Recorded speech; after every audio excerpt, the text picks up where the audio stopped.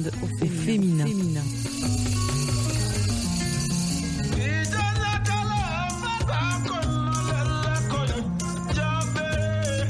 Le monde au féminin.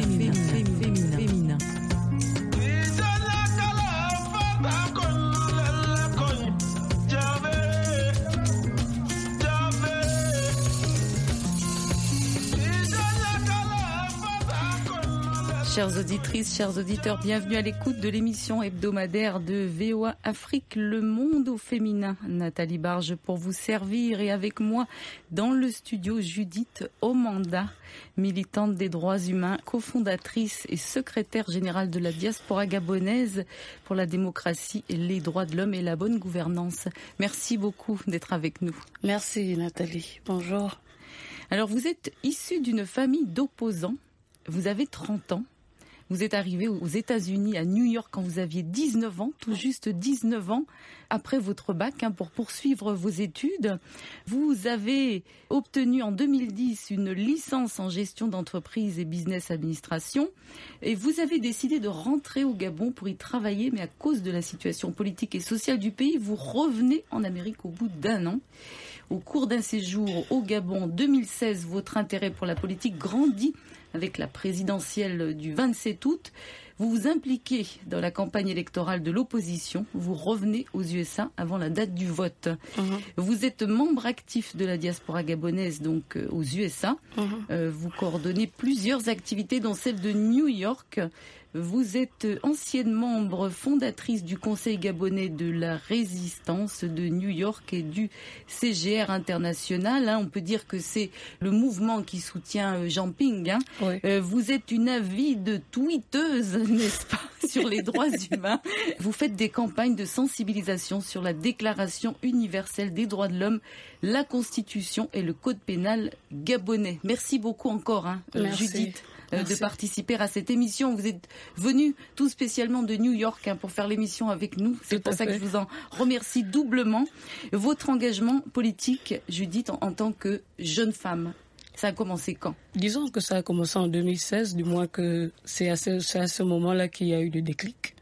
Mais personnellement, ça a toujours été en moi. La défense des autres, des humains, la justice, ces valeurs-là ont toujours été une partie de moi. Et on peut dire qu'après les élections en 2016, ça n'a fait que réveiller ce qui était enfoui à l'intérieur de moi. On va pas faire trop de politique parce que c'est pas l'objectif du magazine, d'autant plus qu'on n'a pas l'autre, on va dire l'autre partie, la partie gouvernementale. Mais cela étant, vous êtes une jeune femme, une jeune gabonaise vraiment très engagée dans la politique. Les autres de la diaspora, celles qui sont plutôt côté gouvernement, est-ce que vous vous côtoyez ou pas du tout à New York, aux États-Unis ? Je dirais que depuis les élections de 2016, il y a eu une fracture au sein du peuple gabonais. Je ne sais pas comment qualifier ça, mais cette amitié qu'il y avait entre nous, elle a quasiment disparu. Ah oui, à ce point-là. Oui, elle a quasiment disparu parce qu'il y a un esprit de méfiance, on ne sait réellement pas à quel sens se vouer. Mais alors, comment ça se qualifie ? C'est-à-dire que on a essayé d'en discuter entre nous quand même, ou c'est plutôt chacun se retranche, comme vous dites, de son côté, oui. C'est très difficile d'essayer de regrouper tout le monde, parce qu'on est plus sur la défensive qu'autre chose. Les événements qui ont eu lieu et après la crise, tout ce qui a suivi a vraiment fracturé. Vous avez perdu des amis comme ça, à cause de la politique ? Je ne dirais pas que j'en ai perdu personnellement, mais j'en ai perdu des membres de ma famille, oui. Qui n'étaient pas d'accord avec vous ? Qui n'étaient pas d'accord avec ma vision des choses. Par exemple, même sur mon compte Facebook, il y a beaucoup de mes amis qui m'ont supprimé. Ah oui. Oui. Et mais du côté de la famille, c'est un petit peu plus dur quand même. Je dirais oui et non, mais plus non. C'est l'opposition dans ma famille déjà, donc donc voilà.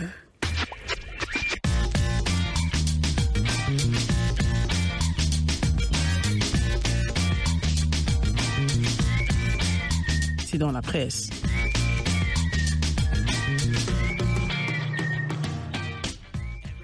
Le 23 février 2018, l'ONU a révélé de nouveaux abus au Soudan du Sud. Les témoignages sont épouvantables. Si vous avez des enfants qui écoutent cette émission, je vous recommanderais de les éloigner. Des soldats ont arraché les yeux d'une femme âgée qui tentait de défendre sa fille de 16 ans contre 17 autres qui ont ensuite violé la jeune fille. Le père de famille a été décapité. Le dernier rapport sur les violations des droits humains dans la guerre civile au Soudan du Sud inclut cette horrible journée dans la ville de Pagak et bien d'autres avec d'autres témoignages tout aussi effroyables. La souffrance et la cruauté étaient pires que quiconque aurait pu l'imaginer, a déclaré Andrew Clapham, membre de la commission d'enquête et professeur de droit international.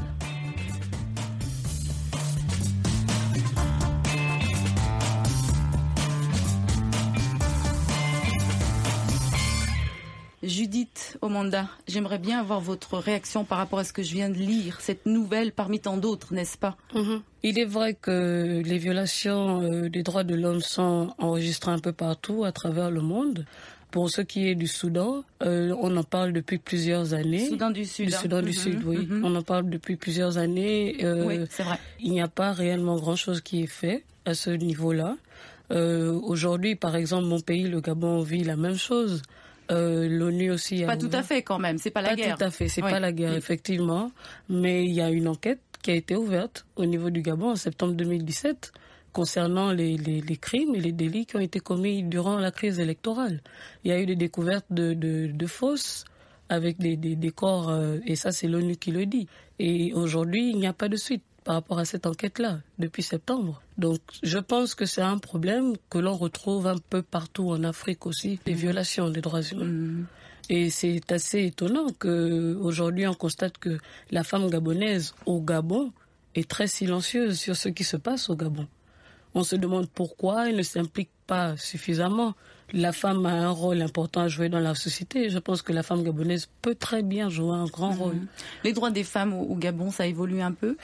Je ne dirais pas que ça évolue. Je dirais que ça vient à pas d'escargot.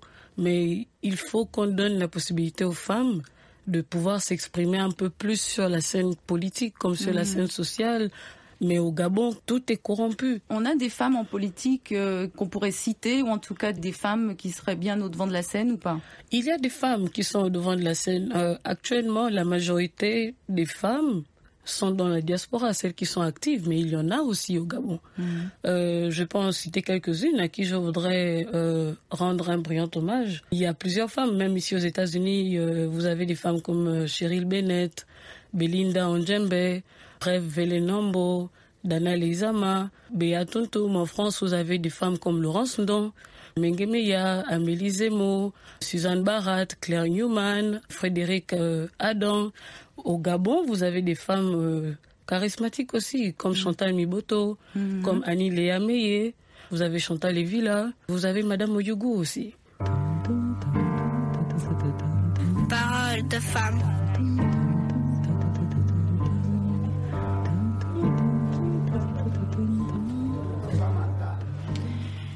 Judith, je cite une personnalité gabonaise ici qui a dit « Il faut se battre ensemble, ne pas avoir peur, ne pas reculer, personne ne fera le travail des Gabonaises. Il faut compter sur soi-même, organisez-vous, sinon vous n'arriverez à rien.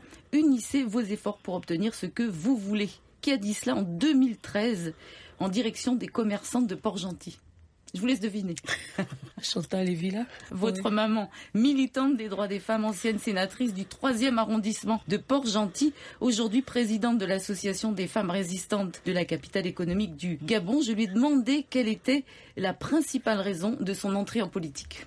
Mais c'est le constat que les femmes ne s'impliquaient pas ou n'étaient pas du tout impliquées dans la vie politique ou alors très peu. Bon, depuis une vingtaine d'années, les femmes participent de plus en plus. Mais elles ne sont pas très nombreuses à avoir conscience du poids qu'elles peuvent représenter. Parce qu'au Gabon, nous représentons 52% de la population, nous les femmes. Donc, normalement, il appartiendrait aux femmes de faire pencher la balance d'un côté ou de l'autre. Mais malheureusement, très peu de femmes sont conscientes de ce poids-là. Et beaucoup sont plutôt du côté du gouvernement, pour des raisons qui leur sont propres. On ne va pas le leur reprocher. Mais quand quelque chose va mal, il faut chercher à changer cet état de fait. Est-ce qu'il y a des lois sur la parité dans votre pays? Il y a des lois, mais elles ne sont pas mises en application. Les intentions restent au stade d'intention. J'ai un message de votre fille qui vous est adressé, je vais vous le lire. Elle vous dit: tu es une femme forte, exceptionnelle, un modèle d'émancipation de la femme gabonaise, une mère simplement, reste telle que tu es et surtout ne lâche rien. Ah, ça c'est vraiment ma fille, c'est vraiment elle. Qu'est-ce que vous aimeriez lui dire, vous, à votre fille? Et j'aimerais lui dire également que j'ai tracé le sillon, elle l'a suivi déjà, elle-même elle a pris l'initiative de le suivre, donc elle continue, le combat continue, on en a encore certainement pour longtemps, mais il ne faut pas qu'elle se décourage aussi. Qu'est-ce que vous auriez à dire aux femmes d'Afrique? Oh, les femmes d'Afrique.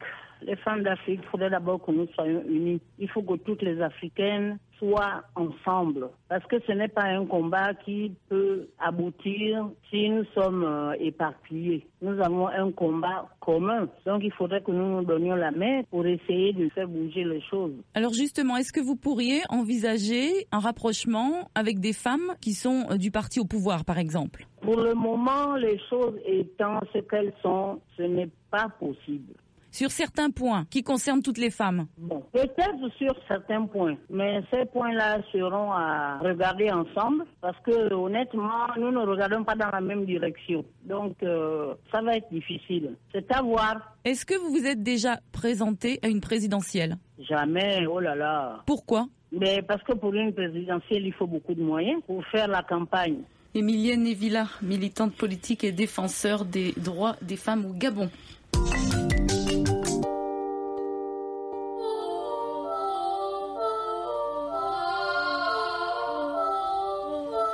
Judith Omanda, vous avez entendu votre maman, votre réaction? Pour aller dans le même sens qu'elle, je dirais simplement que il y a un adage qui dit que lorsqu'un pays est en péril, cela signifie que la femme n'a pas joué son rôle. Donc même si aujourd'hui nous nous retrouvons dans une situation où le pays est divisé politiquement, il faudrait que les femmes puissent s'unir et comme elle a si bien souligné, que l'on puisse regarder ensemble dans la même direction. Parce que vous savez, même quand vous regardez le symbole du Gabon, le sceau du Gabon, c'est la mère qui allait son enfant. Donc il faudrait qu'on puisse s'unir en dehors de la politique. Mais vous n'avez pas l'impression que c'est une voie sans issue là par rapport à la situation Ali Bongo, Jean Ping, et visiblement aucune communication entre les deux. Est-ce que à ce niveau-là, vous avez décrit la femme, l'emblème du Gabon, est-ce qu'à ce niveau-là, les femmes n'ont pas le sentiment finalement qu'elles pourraient faire quelque chose pour rapprocher les deux camps, par exemple? Je pense que si. Mais il faudrait que ces femmes-là puissent braver la peur. Il y a des choses qui sont interdites. À chaque fois que vous essayez de vous retrouver quelque part, en réunion ou en association, il y a la police qui est envoyée directement, il y a des arrestations. Donc, il y a ce problème-là qui fait en sorte que même si ces femmes-là essayent de regarder dans la même direction, ce problème-là fait en sorte qu'elles n'arrivent pas à se retrouver. Mais je pense que le sentiment, il est partagé parce que tout le pays traverse la même situation. Je voudrais vous parler un petit peu du rapport du Forum économique mondial 2017 sur l'égalité des genres. Aucun pays n'a atteint la parité entre les genres en ce qui concerne les opportunités économiques et le travail dans le monde entier. Dans le classement des 5 meilleurs pays pour l'égalité des genres, on retrouve le Rwanda devant la Suède, juste derrière l'Islande, la Norvège et la Finlande, les pays du Nord.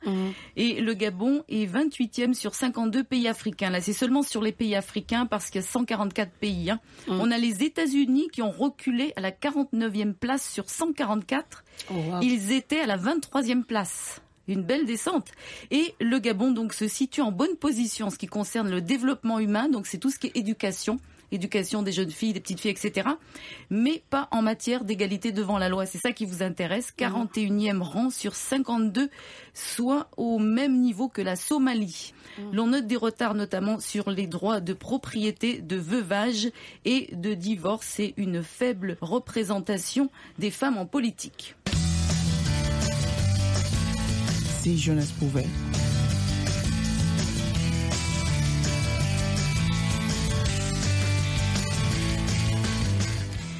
Des études sur l'alcoolisme au Burundi montrent que certains jeunes consomment de l'alcool dès l'âge de 10 ans.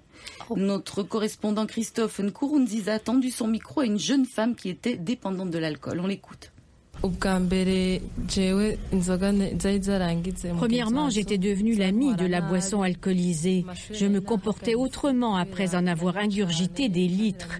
J'avais abandonné les études et mes relations avec mes parents et les amis. Mon ami préféré, c'était la boisson. Mais après avoir suivi les enseignements de l'association des guides et scouts du Burundi, et ces enseignements m'ont réellement transformée. Je suis revenue dans ma famille que j'avais abandonnée. J'ai demandé pardon à ma famille. Maintenant, je me porte bien car je suis retournée à l'école. Aujourd'hui, je vais terminer mes études. Le voisinage peut même témoigner de mon changement positif de comportement. Jean-Marie Niokubwayo, lui, a terminé les études mais ne parvient pas à abandonner l'alcool qu'il a commencé à prendre à 10 ans. Témoignage. J'ai commencé à boire à un bas âge. Maintenant, j'ai terminé mes études et j'ai continué à boire à un niveau un peu avancé. Il y a un ami qui m'a approché et qui m'a sensibilisé. Et j'ai vu que moi, dans l'alcool, c'est pas quelque chose de faire confiance parce que ça ruine nos vies. Personnellement, je commence à voir que en continuant à boire à ce niveau, je ne peux pas arriver à faire quelque chose dans ma vie. Maintenant, j'ai pris une décision de boire modérément, même à abandonner carrément, parce qu'il n'y a pas quelqu'un qui peut me faire confiance en me voyant dans l'état d'ivresse. Ida Claire est une des responsables des guides de Burundi qui est au fait de l'insouciance des jeunes burundais face à l'alcool. Ida indique que plus de 30 000 jeunes ont déjà bénéficié de leur formation. Elle tente d'expliquer pourquoi les jeunes burundais s'adonnent souvent à l'alcool. Des jeunes ont été utilisés par les politiciens parce qu'il y a la pauvreté, parce qu'ils n'ont pas de boulot. On peut manipuler la jeunesse juste avec une bouteille d'alcool. Les jeunes, étant donné aussi que la culture du Burundi favorise la consommation d'alcool dès le bas âge, il n'y a pas de loi pour que l'enfant grandisse en sachant que c'est interdit de boire de l'alcool avant tel âge. Et via les actions que nous sommes en train de mener dans la population, on continue la sensibilisation et aussi à essayer de toucher beaucoup plus de décideurs afin de comprendre la nécessité qu'il y ait une loi ici au Burundi qui protège les jeunes. Même si l'alcool reste un élément socialisant dans la culture, il devient réellement un danger pour eux s'il est consommé régulièrement. Christophe Nkurunziza, Bujumbura, VOA Afrique.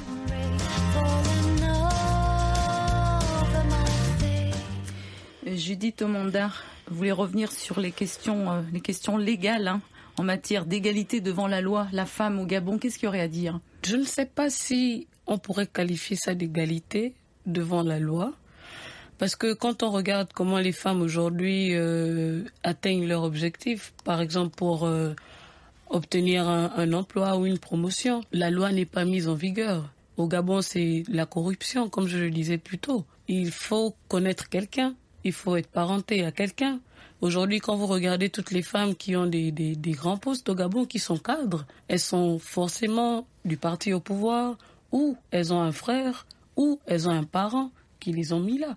Vous vouliez parler très rapidement de l'éducation formelle, de la jeunesse qui veut s'exprimer au Gabon. Oui, en ce qui concerne l'éducation formelle, que j'appellerais aussi l'éducation civique, je constate effectivement amèrement que la population gabonaise aujourd'hui manque d'éducation formelle. Aujourd'hui, par exemple, ce n'est pas normal que les Gabonais ne connaissent pas leur constitution, que les Gabonais ne connaissent pas. C'est ce que vous faites, vous, à travers les réseaux sociaux. Oui, vous essayez de sensibiliser, sur ces connaissances-là. Oui, parce que c'est très important. Au moins, si tu connais tes droits, tu peux te défendre. Tu peux aussi en connaître les limites, parce que on ne connaît pas nos droits et on ne sait pas à quel moment il faut s'arrêter. Le système en place l'a compris depuis longtemps. C'est pour ça qu'il y a un frein à l'éducation au Gabon, parce que même quand vous regardez les conditions dans lesquelles les enfants, les jeunes étudient, c'est scandaleux. Vous avez des élèves... Peu de moyens encore, c'est ça? Peu de moyens. Et pourtant, vous remarquerez que le gouvernement gabonais fait des gros dons à l'étranger. Par exemple, ici aux États-Unis, ça a été le cas en 2012. Vous avez le gouvernement gabonais qui a fait un don de 20 millions de dollars à l'université d'Oregon. Pendant ce temps, nos enfants, ils étudient à même le sol. Entre parenthèses.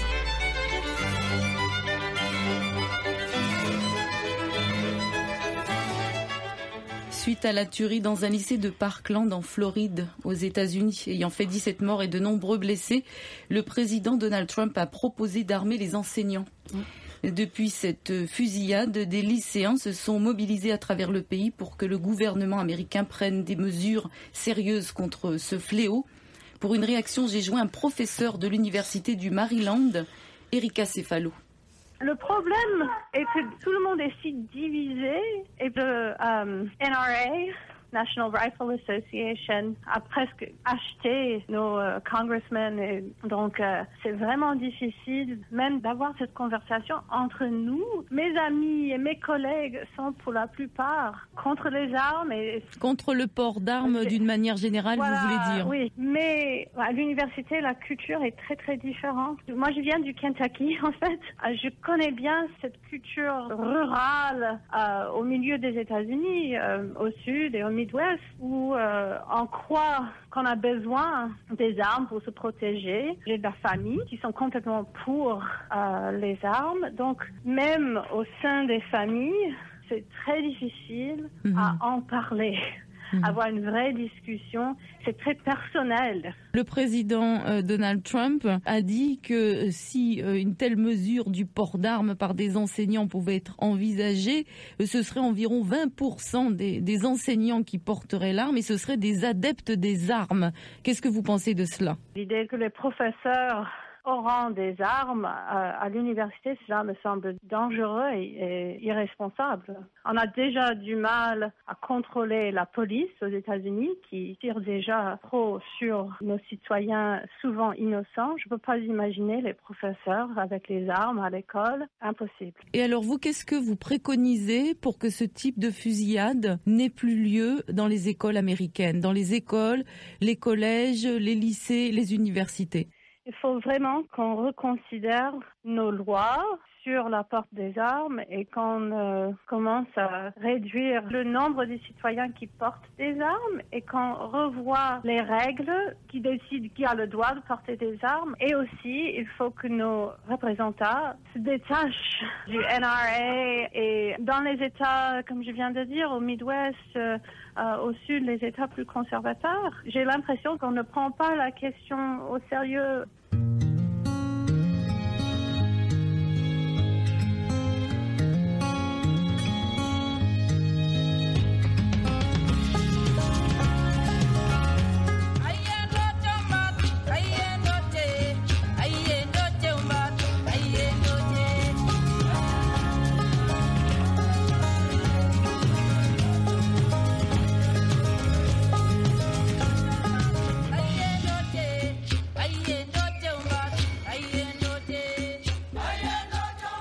Judith Omanda, je vous ai observé, vous avez écouté avec grande attention cette interview, cette question. Quel est votre point de vue? Je pense que c'est un sujet assez délicat parce que le marché des armes est très lucratif aussi.